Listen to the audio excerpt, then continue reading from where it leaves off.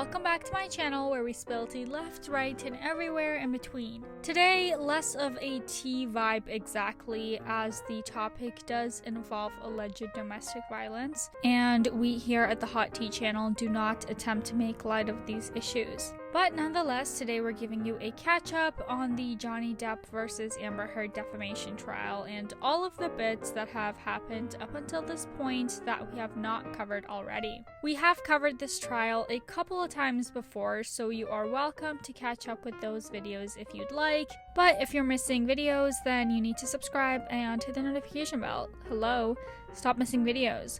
Alright, there is a lot to get into, so grab a snack and let's spill some tea. There has been so much in this case up until now, it's literally unbelievable the amount of evidence and audio stuff that we've heard, and while I enjoy a good conspiracy and the theory of this whole trial being some big distraction is a good one, it is pretty believable at this point. It was Amber Heard's turn to take the stand and testify this week, which we will get into shortly, but there have been some other things brought up during the trial that I think we should cover real quick. In 2016, about a week before Amber filed the restraining order against Johnny, there was an altercation at Johnny's LA penthouse that resulted in a 911 call being placed. One of the officers that showed up to the call, named Tyler Hayden, stated that while Amber's face was red and puffy from crying, there was no evidence of obvious physical injury. Officer Hayden said during a recorded deposition for the jury that, quote, "Just because I see a female with pink cheeks and pink eyes does not mean something happened." When the police arrived at Johnny's penthouse that day, Johnny had already left, and the police officers actually had no idea who Amber was or who her husband was. Another officer by the name of Gatelin also testified, saying that he saw no injuries either, but only got within about 10 feet of Amber, as can be seen on the officer's body cam. Okay, and Johnny is definitely not here. is not here? Okay. Left probably like 2 hours ago. Okay. Yeah. Alright, cool. Everything's all good then? Now it's good. Alright. Amber's lawyers say that she had covered her injuries with makeup by then, as she was trying to protect Johnny. Another officer that was with Officer Hayden that day, Officer Melissa Sands, took to the stand for questioning as well and broke down the visit to the penthouse. She confirms that they were on that call for about 30 to 60 minutes. And in fact, it was significantly less, correct? Correct. Okay, and in fact, it was, you entered from the elevator at 9:04 p.m. and went back into the elevator at 9:19, a total of 15 total minutes, correct? Correct. The lawyer questions if either officer took any notes while on the scene, and Officer Sands says that she did not, and to her knowledge, neither did Officer Hayden. Now, I'm no lawyer, but while I was watching this footage, I very much got the vibe that this lawyer was attempting to, discredits the officers that were on the scene that day. I'm not a police officer either, so I don't know the standard procedure here, but I reckon notes are probably a good idea. And if there was an alleged victim, probably an interview. Officer Sands did say that Amber, or in this case, she was referred to as the victim, did not want to move forward or give any information, so there's that to keep in mind as well. P.S. Any law students or police people, sound off in the comments and let me know the deal here. Did you take pictures or record anything? I did not. The lawyer continues her questioning of the officer with the queries about a man the officer spoke to that was described as generic white male. When questioned further on the appearance of that individual, the officer could offer nothing in ways of hair, height, facial hair, or any identifying features. She also could not recall what Amber was wearing or her hair, etc. In fairness, this incident was years ago, so I can understand not remembering off the top of her head, but again, maybe notes? Right?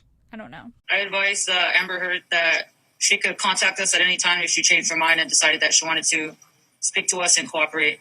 The lawyer seems to somewhat attempt to twist around words a little bit there and says that with the business card that was left by officers. Officer Sands wrote something along the lines of, if she changes her mind, she can call us. The lawyer's like, if there was no injury or evidence of injury, why would she need to change her mind? The officer explains that it is a courtesy that they do. In my opinion there, the lawyer is going to find something to harp on, of course, as that would be her job, but it's very you didn't do enough, but also also you did too much? I recall, yes, I did ask for their names. Nobody would give me their names. Now, that's a little unusual, isn't it? No, it's not. A lot of people don't like us. Throughout the rest of this particular segment of questioning, the officer was very professional and handled herself amazingly against the lawyer, who was very persistent in the line of questioning that she was throwing her way. And again, of course, it seems like everyone is just trying to do their jobs there. For the notes thing, I guess it kind of makes sense maybe. The officer explains that there was no obvious damage or destruction in the apartment, no injuries that could be seen, and there was little to no cooperation from the victim and her friends. The officer explains that she does not have anything in her hands unless she knows she will be taking notes as a safety precaution. So, with no obvious damage to report and nothing in ways of statement coming from Amber and a clean sweep of the apartment, I guess there wouldn't really be anything to write down. But would there have been notes afterwards? I don't know. Let me know what you guys think about that. Among many other witnesses and personalities that came across the stand this past week or so, one was psychologist Dr. Shannon Curry. She was contacted by Johnny Depp's legal team and asked to provide her opinions on Amber. Dr. Curry reviewed case materials and was asked to describe her views on anything consistent or inconsistent with intimate partner violence or domestic abuse between Johnny and Amber's relationship. Dr. Curry reviewed all case documents, health records, mental health records from multiple other doctors, as well as notes from a nurse who spent considerable amount of time with Amber on a regular basis. Dr. Curry also reviewed audio recordings, several video recordings, photographs, witness statements, testimonies, and declarations before giving her psychological evaluation in October of 2021. In addition to all of the documents and studies, etc., Dr. Curry also met in person with Amber for evaluation on 2 different occasions, in December of 2021, and spent a total of about 12 hours split throughout those 2 days. Based on all of this work that Dr. Curry did, she came to the conclusion and the diagnosis that Amber has 2 personality disorders. Through some questioning on the stand, Dr. Curry is also asked about Amber possibly malingering, which basically means that someone is intentionally exaggerating a disorder or an illness. Dr. Curry says that she doesn't really like to use that word as it basically accuses someone of intentionally lying, but she prefers to say feigning. And on an objective test of trauma, there is a scale specific to intentional exaggeration on that test, and Ms. Heard was in the 98th percentile, meaning that she had engaged in extreme levels of exaggeration. Dr. Curry also says that it is inappropriate in her field for an actual therapist of a patient to give opinion testimony on their patients, as they will almost inevitably have bias for them. So in her field, it is seen as unethical. What is preferred would be for someone basically on the outside to be brought in and view the case as a whole and then provide their evaluation, as she has done. In this way, only facts can be stated in a non-biased stance. Well, it was finally time for Amber to take the stand, and we've got that for you now. I struggle to find the words to describe how painful this is. This is horrible for me to sit here. Minute 1, Amber says that the trial is the most difficult thing that she's ever gone through and has been terrible for her to sit there for weeks and to hear people that she knows go through her relationship and pull it apart. As well as that, listening to her ex-husband do the same. Her words, not mine. Amber detailed the instant connection and electricity that she experienced when first meeting Johnny and working with him, and apparently it is the one thing that they have seemingly agreed upon, that something was just different between them and they fell in love. It was a beautiful and strange time. We're flying from one city to the next, Europe, New York, Los Angeles, as I said, and we're just traveling around talking about this movie that we did together. We were falling in love. I'm going to throw up a quick trigger warning. Likely you are, of course, aware of the nature of this trial, but Amber does describe some more in detail moments of alleged abuse, so I just want to let any one of you watching that if you're triggered by topics of domestic violence, please proceed with caution. When Amber describes the start of the relationship between herself and Johnny, she actually mentions that it had to be kept pretty much completely secretive because Johnny was still in a relationship with somebody else. Amber says that due to Johnny's substance abuse, he got jealous and angry and controlling. Awful thing that would come out and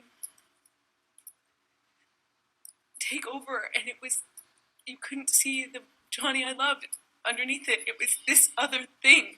She describes his drinking problem as something that everyone around him could see, but no one ever confronted him or was honest with him about it. You know, he'd pass out in his own vomit. He'd lose control of his body, he'd lose control, and everyone would clean up after him. I cleaned up after him. I mean, this man lost control of his bowels, and I cleaned up after him. And just speaking on a shred of past experience here, starting a relationship off on a distrustful foot, that being that he was supposedly with someone else when picking this up with Amber, can plant ideas in one's head that others are also untruthful. It's almost like a projection thing. Like, deep down, you know that you've done something bad and dishonest, so subconsciously you think that others are doing it to you as well. Often this can develop into full-blown accusations, especially when booze and the like are involved. So while my opinion on Amber and her testimony at this stage of writing this is still out for discussion on my part, I do believe that the ingredients are there for Johnny to have these toxic feelings. Before you break fingers on your phones in the comment section, I'm not saying that I believe her abuse claims, nor am I taking a side currently, nor am I saying I do not believe the claims. What I am saying is this. Let me grab my bath pants. Starting a relationship through cheating, plus lots of booze and drugs, equals likely paranoid and intrusive thoughts towards someone very close to you, i.e. girlfriend or boyfriend. That's all I'm saying. Okay, carrying on. Amber describes the alleged first time that there was any physical abuse. I was sitting on the couch. There was no fighting, no argument, nothing. He was drinking. I asked him about the tattoo he has on his arm. It says wino. I thought he was joking, and I laughed. Slapped me across the face. I was just sitting there. Did he just hit me? She says that she wishes she could sit there and say that she got up and stood up for herself and drew a line and walked out and left him, but she didn't. She didn't want to leave him. She feared that if she did, she would be losing the best thing that ever happened to her. Moments later, she says that Johnny broke down in tears and was saying sorry and that it would never happen again and that he, quote, put that monster away. The description of alleged abuse gets worse from there, with one particularly disturbing incident that she details that I can't get into too much detail on or describe too much for you, but it certainly pertains to an SA allegation in ways of a cavity search. He said he was looking for his drugs, his cocaine, his coke.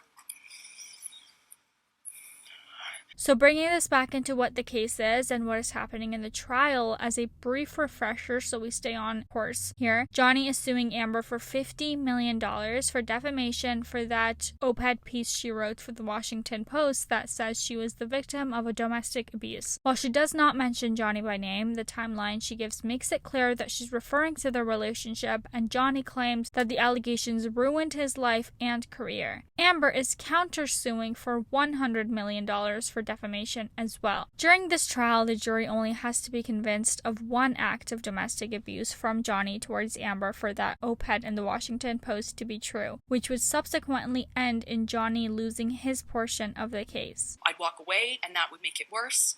I remember he would grab me by the hair, or he'd grab me by the arm, face, pull me into him, scream at me that way. He'd smash things around me, then he would smash things very close to me. Day one of Amber's take to the stand, she goes into a lot of detail on the beginnings of the alleged physical abuse and how it started and then progressed. And then he would just hit me. It started with slapping. He slapped me multiple times. She also spins a light that often she would attempt to leave the room or the argument, and he was the one that would want her to come back. Quite contrary to the audio that we've heard and the prior testimony from Johnny himself, who described that being very much what Amber would do in these fights. Walking out of the room is me leaving him. Hey, where are you going? I'm talking to you. Pulling me in by my arm.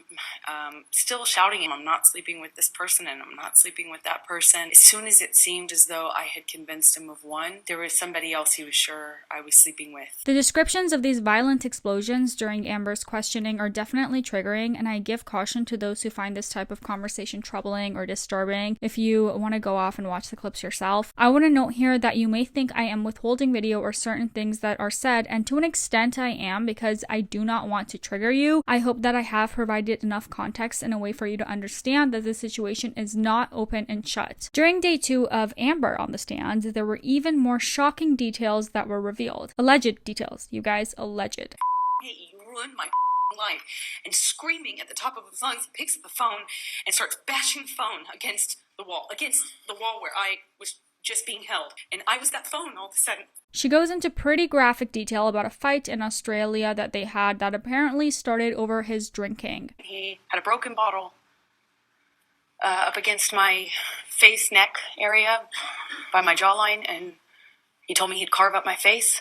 Amber gets increasingly upset throughout her time on the stand and gets to a point where she is crying very heavily and it's hard to get the words out. But it was black. I couldn't see him. It was... I felt this pressure. On my pubic bone. She also describes an act with a bottle that I won't detail for you in here. It's too graphic, but that next morning, Amber says that she woke up to messages written everywhere in blood. This blood apparently came from the partially severed finger situation that Johnny told us about back during his questioning. Had his hand wrapped in this, like, rags, or, bandana rags, and I think he took them down or somehow showed me, and he said, "Look what you made me do. I did this for you." Amber says that there was tension and jealousy from Johnny due to her having to film a romantic scene with James Franco, and while on a plane, she says that Johnny actually kicked her to the ground. You could feel the tension, but no one did anything. I felt so embarrassed that he could kick me to the ground in front of people.